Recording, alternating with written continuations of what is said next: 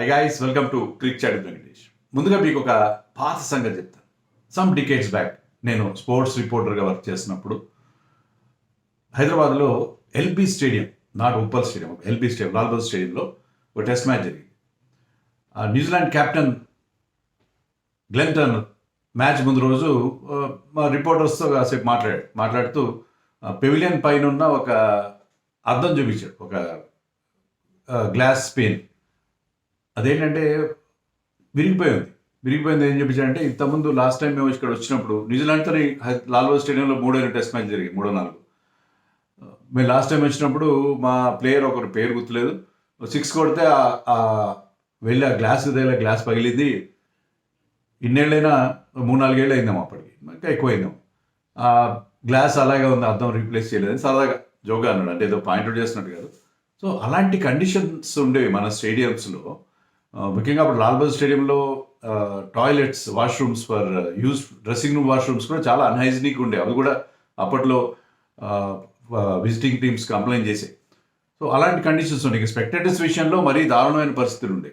ఇన్ని ఎందుకు చెప్తున్నానంటే, ఇప్పుడు నేను చెప్పిన సంగతి ఎప్పటిది, 1980s నాటి అంటే బోళ్ళంత పాత retro section.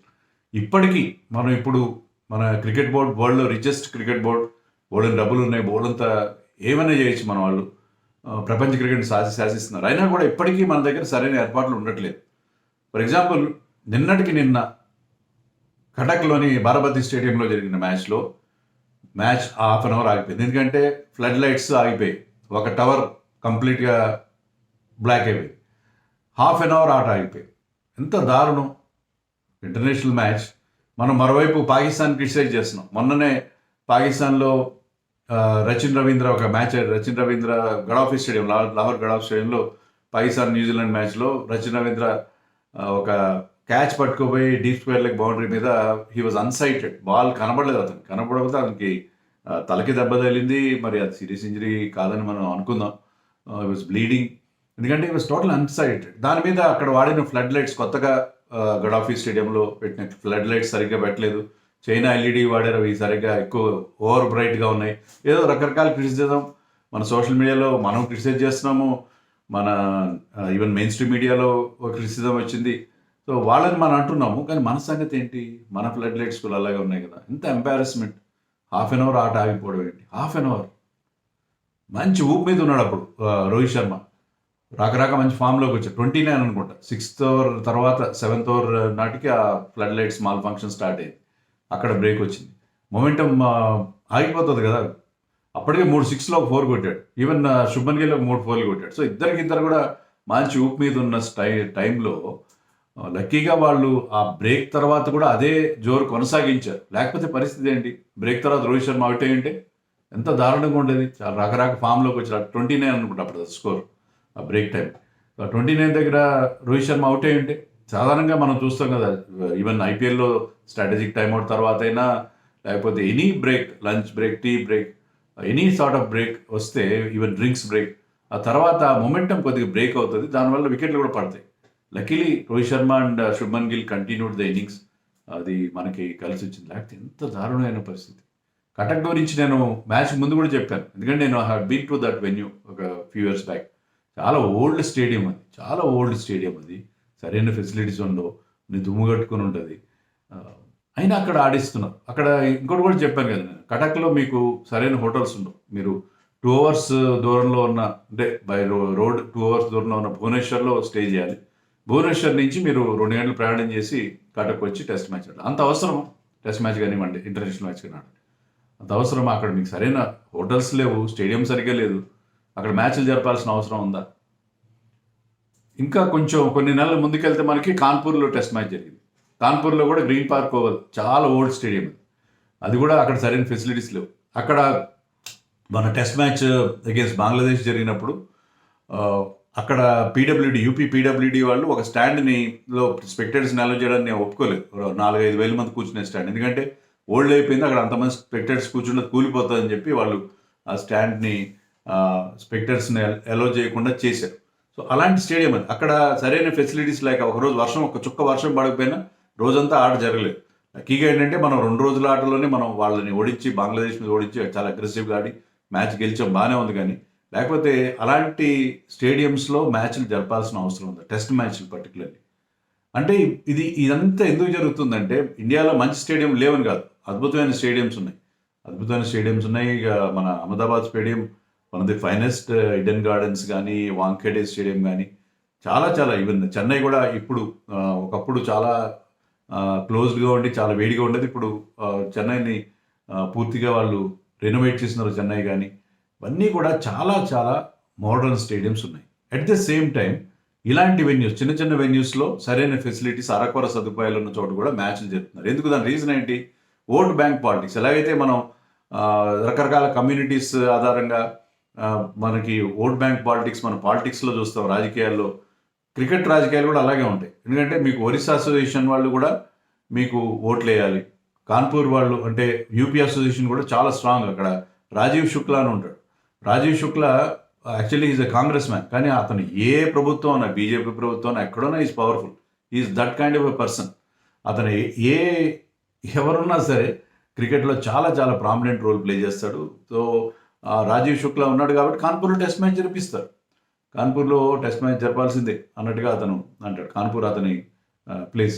So Rajeev Shukla లాంటి వాళ్ళు, ఈవెన్ మనం T20 వరల్డ్ కప్ గెలిచినప్పుడు ముంబైలో ఒక ర్యాలీ జరిగింది, బస్ ర్యాలీ. దాంట్లో ప్లేయర్స్ వెనకాల ఉన్నారు కానీ రాజీవ్ శుక్లా ముందు నిలబడ్డాడు. సో ఇలాంటి వాళ్ళు ఉంటారు.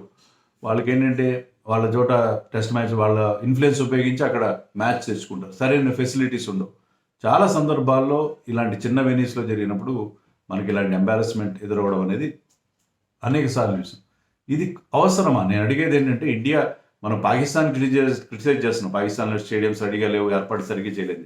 మన దగ్గర కూడా అలాంటి పరిస్థితి ఉంది కదా. నేను మీకు గుర్తుండే ఉంటుంది, వన్డే వరల్డ్ కప్ అప్పుడు నేను ఒక పోస్ట్ పెట్టాను ట్విట్టర్లో. అప్పుడు అది చాలా వైరల్ అయింది. అన్ని పెట్టరెట్టలు వేసిన సరిగ్గా క్లీన్ చేయని చైర్స్. ఇప్పటికీ కూడా ఇప్పుడు కూడా పాకిస్తాన్ గురించి మనం అంటుంటే పాకిస్తాన్ వాళ్ళు నా ట్వీట్ మళ్ళీ ఆ ఫొటోస్ పెడతాను. సో దాని తర్వాత నేను వెళ్ళి మళ్ళీ స్టేడియంకి వెళ్ళి చూశాను. సో నేను స్పెక్టేటర్స్ విషయంలో అన్ని జాగ్రత్తలు తీసుకుంటారు. డ్రెస్సింగ్ రూమ్లు బాగా చేస్తారు, అన్నీ చేస్తారు. స్పెక్టేటర్స్ కానీ చైర్స్ కూడా తొడవరు. స్పెక్టేటర్స్ వాళ్ళే దుమ్ము దులుపుకొని కూర్చోవాలి. వీళ్ళు డబ్బులు ఇచ్చారు, ప్రధాన పోషకులు, వాళ్ళకి సరైన నీళ్లు సరిగ్గా అందవు. ఈవెన్ హైదరాబాద్ టెస్ట్ మ్యాచ్ జరిగినప్పుడు కూడా రీసెంట్గా వాటర్ సరిగ్గా లేకపోవడం మీద క్రిటిసిజం వచ్చింది. కొన్ని టాయిలెట్స్ సరిగ్గా లేవని క్రిటిసిజం వచ్చింది. ఇలాగ మనకి స్పెక్టేటర్స్ అస్సలు పట్టించుకోరు. నేను మళ్ళీ వెళ్ళి చూశాను. ఇది అయిన తర్వాత అంతా చాలా పెద్ద వైరల్ అయింది కదా ఆ ట్వీట్. తర్వాత వెళ్తే వాళ్ళు మొత్తం చైర్స్ అన్ని నీట్గా, నేను అదే పనిగా మ్యాచ్కి టికెట్ కొనుక్కుని మరి వెళ్ళి, పాకిస్తాన్ మ్యాచ్ ఏదో జరుగుతుంది, కొనుక్కొని మరి వెళ్ళి చూశాను. సీట్లన్నీ నీట్గా తుడిచారు. అది కూడా నేను మళ్ళీ ఆ పిక్స్ కూడా పెట్టాను. సో అప్పుడు కనీసం ఇలాంటివి చేయాలి. అది పాకిస్తాన్ వాళ్ళు వాడుకుంటున్నా సరే, నాకు కొంచెం ఇబ్బందిగా అనిపించినా సరే, స్పెక్టేటర్స్ విషయంలో వాళ్ళ సౌకర్యాలను హైలైట్ చేయాలి. వాళ్ళకి సౌకర్యాలు లేకపోతే దాని గురించి మాట్లాడాలి కదా. సో ఇండియన్ ఇప్పటికీ ఇలాంటి పాత స్టేడియంలు ఎందుకు ఆడిస్తున్నారు మీరు? పాత స్టేడియంలో సరైన ఫెసిలిటీస్ లేవు. అక్కడ ఏంటంటే జనరేటర్స్ వాడతారు. ఎందుకు మాల్ ఫంక్షన్ అయినాయి? నాకు తెలిసినంత వరకు చాలా చోట్ల అన్ని స్టేడియంలో కూడా మీరు పవర్ సప్లైతో ఫ్లడ్ లైట్స్ రన్ చేయరు. డీజిల్ జనరేటర్ తీసుకుని దాంట్లో డీజిల్ పోసి పవర్ ఆ ఫ్లడ్ లైట్స్ రన్ చేస్తారు. ఎందుకంటే బోర్డు కరెంట్ కన్జ్యూమ్ అవుతుంది. దాని బదులు అది కొంచెం చీప్గా వర్కౌట్ అవుతుంది. వాళ్ళ కరెంట్ స్లాబ్ కూడా దాంట్లో రాకుండా ఉంటుంది, హయ్యర్ స్లాబ్లోకి వెళ్ళకుండా ఉంటుంది. So they use those generator చెడిపోయింది. సో ఇలాంటి చిన్న చిన్న విషయాలు, అదే మీకు రెగ్యులర్గా మ్యాచ్లు జరిగేవి, రెగ్యులర్గా ఉండే వెన్యూస్లో అయితే మీకు పిచ్లు బాగుంటాయి, అన్ని రకాలుగా మంచి సౌకర్యాలు ఉంటాయి.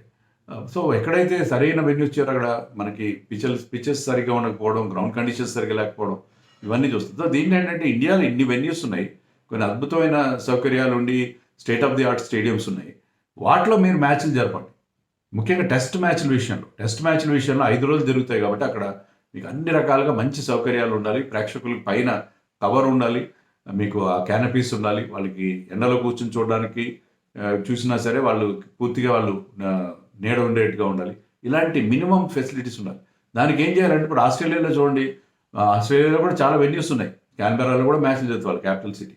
కానీ మీకు టెస్ట్ మ్యాచ్లకి కొన్ని వెన్యూస్లో జరుగుతాయి. అది దాంట్లో వాటికి కొన్ని డేట్స్ ఉంటాయి. మనం డబుల్ హెడర్ చూస్తాం. బాక్సింగ్ డే రోజున మెల్బోర్న్లో జరుగుతుంది. ఫస్ట్ వీక్ సెకండ్ కానీ థర్డ్న కానీ 3rd of Jan మీకు సిడ్నీలో టెస్ట్ మ్యాచ్ జరుగుతుంది. సో వాళ్ళకి ఒక పద్ధతి ఉంది, వాళ్ళు కొన్ని ట్రెడిషన్స్ ఫాలో అవుతారు. దాన్ని బట్టి ఎవరైనా టికెట్స్ బుక్ చేసినప్పుడు బుక్ చేసుకోవచ్చు. మన ఇండియాలో కూడా ఒకప్పుడు పొంగల్ టెస్ట్ మ్యాచ్ అని చెన్నైలో జరిగేది 14th రోజులు. Even I remember my father ఆ ఫొటోస్, అప్పట్లో ఫోటోలు చిన్న చిన్న కెమెరాలు ఫోటోలు ఉండేవి.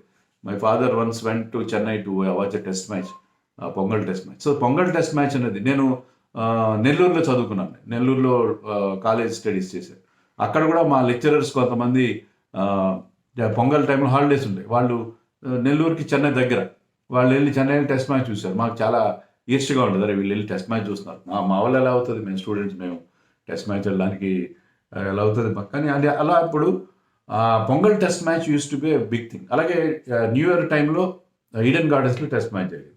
సో హాలిడే టైంలో, ఫెస్టివల్ టైంలో మనకి టెస్ట్ మ్యాచ్లు జరపడం అనే ఒక సంప్రదాయం ఉంటుంది. అదంతా బ్రేక్ చేశారు. ఇది రొటేషన్ సిస్టమ్. అన్ని అసోసియేషన్స్ని మీరు సంతృప్తి పరచాలి అని చెప్పి మీరు ఇష్టం వచ్చినట్టు ఎక్కడ పడితే అక్కడ వెన్యూస్ విపరీతంగా ఎక్కడెక్కడో జరుగుతున్నాయి. రాంచీలో టెస్ట్ మ్యాచ్ జరుగుతున్నాయి, ఇండోర్లో టెస్ట్ మ్యాచ్లు జరుగుతున్నాయి.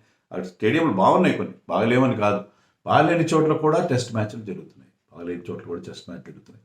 ఇలా కాదు, టెస్ట్ వెన్యూస్ కొన్నే పెట్టండి. ఎక్కడైతే మంచి సౌకర్యాలు ఉన్నాయో 5 days జరిపినా కూడా మంచి గ్రౌండ్ కండిషన్స్ ఉంటాయి, అక్కడ స్పెక్టేటర్స్కి మంచి ఫెసిలిటీస్ ఉంటాయి. సో కొన్ని వెన్యూస్ ఇప్పుడు like Eden Gardens, Ahmedabad, of course తప్పదు, Ahmedabad big stadium, Ahmedabad, Chennai, Wankhede stadium in Mumbai, Bengaluru, Hyderabad కొత్తగా అయినా ఇక్కడ మంచి మంచి ఫెసిలిటీస్ ఉన్నాయి. కొంచెం శ్రద్ధ తీసుకుంటే ఎలాంటి క్రిటిసిజం రాదు. హైదరాబాద్ కానీ ఇలాంటి venues, Mohali is very good. Mohali of course ఇప్పుడు మొహాలీలో మరి కొత్త స్టేడియం వచ్చింది, ములాన్పూర్లో వచ్చింది, పాత స్టేడియంలో టెస్ట్ మ్యాచ్ జరుగుతుందో తెలియదు. సో ఎక్కడైతే మీకు ఖచ్చితమైన మంచి ఫెసిలిటీస్ ఉన్నాయో అక్కడే మ్యాచ్లు జరపండి. మీరు ఎక్కడ పడితే అక్కడ మీ రొటేషన్ కోసం, టెస్ట్ మ్యాచ్ల కోసం వాటే పెట్టండి. ఇంటర్నేషనల్ మ్యాచెస్ కూడా T20s కావచ్చు, 1 days కావచ్చు. T20sకి అయితే ఇంకా పెద్ద సంఖ్యలో క్రౌడ్ వస్తారు. ఆ క్రౌడ్ని హ్యాండిల్ చేయగలిగే స్టేడియంస్ ఉండాలి. సో అలాంటి మంచి వెన్యూస్లో జరపండి. ఈ పాలిటిక్స్ వదిలేయండి.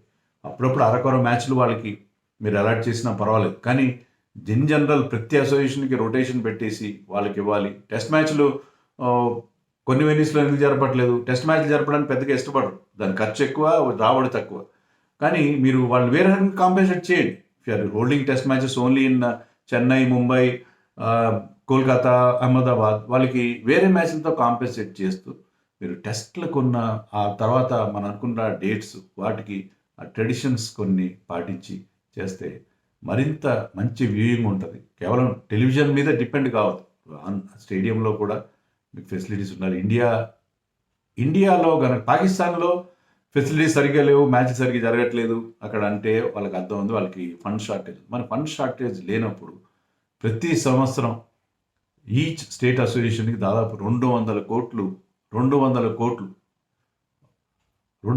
కోట్లు ఇస్తారు బీసీసీఐ వాళ్ళు. They are giving 200 crores to each association. 200 crores you can do miracles.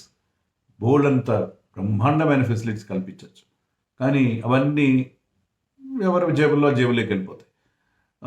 Over building చేసేసి అన్నీ చేసి రకరకాలుగా దాన్ని ఖర్చులు చూపిస్తారు, సరైన ఆడిటింగ్ కూడా జరగదు. సో 200 కోట్లతో ఎంత బాగా మంచి ఫెసిలిటీస్, ఎంత బాగా మ్యాచ్లు కండక్ట్ చేయొచ్చు, అది ఒకసారి ఆలోచించి. మనం చాలా నెగ్లెక్ట్ చేసే టాపిక్ ఇది వీడియో ఎక్కువ మంది చూస్తారు, నాకు నమ్మకం లేదు, కానీ చాలా ఇంపార్టెంట్ టాపిక్ ఇది, మనం ఎప్పుడు మాట్లాడుకోవాల్సిన టాపిక్ కాబట్టి నేను వీడియో చేస్తాను.